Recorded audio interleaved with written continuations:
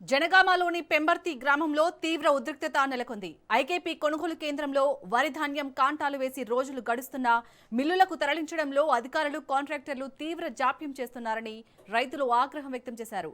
అధికారుల నిర్లక్ష్య వైఖరిని నిరసిస్తూ పెంబర్తి రైతులు హైదరాబాద్ వరంగల్ జాతీయ రహదారిపై రాస్తారోకో చేపట్టారు. లారీల కొరత కారణంగా వేలాది బస్తాల ధాన్యం ఎక్కడికక్కడే పేరుకుపోయిందని, అకాల వర్షాల భయంతో తాము నిద్రలేని రాత్రులు గడుపుతున్నామని రైతులు ఆవేదన చెందుతున్నారు. ప్రభుత్వ అధికారులు స్పందించి వెంటనే లారీలను పంపించి ధాన్యాన్ని తరలించాలని డిమాండ్ చేస్తున్నారు. రైతులు ఆగ్రహంతో రహదారిపై ధాన్యాన్ని పోసి నిప్పు పెట్టడంతో ఉద్రిక్తంగా పరిస్థితి ఉంది.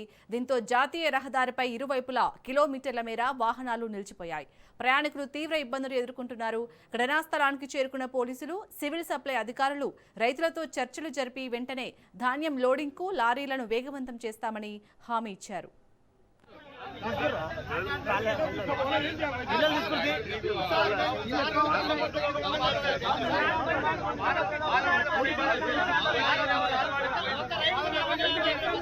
ఒక లారీకి 2 గింటల జనం వస్తుంది సార్. బయట గంటకు ఆ గంటకు సార్, బయట గంటకు ఆ గంటకు 2 గింటల జనం వస్తుంది.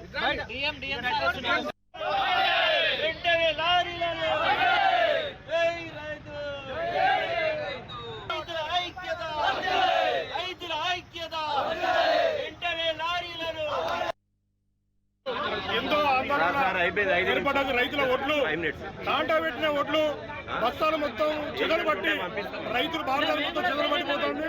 ఒక్క లారీ రావడం లేదు, రైతుల ఒడ్లు కొనడం లేదు. చాలా మంది రైతులు రోడ్డెక్కి వాళ్ళ ఆవేదన చెప్పుకుంటున్నారు. ఒకటే వెంటనే కలెక్టర్ గారు కానీ సీఎం రాష్ట్ర ముఖ్యమంత్రి రేపు పెంబర్తి కాదు నా తెలంగాణ మొత్తానికి కొనుగోలు కేంద్రాలు పెట్టి తొందరగా రైతుల ధాన్యం కొనాలి. ఒడ్లు ఖరాబ్ అవుతున్నాయి, రైతులు ఇబ్బంది పడుతున్నారు. కాలం నెత్తి మీదకి వచ్చింది, చాలా ఇబ్బందులు రైతులు ఎడుతున్నారు. ఇదో బిడ్డ లేకుండే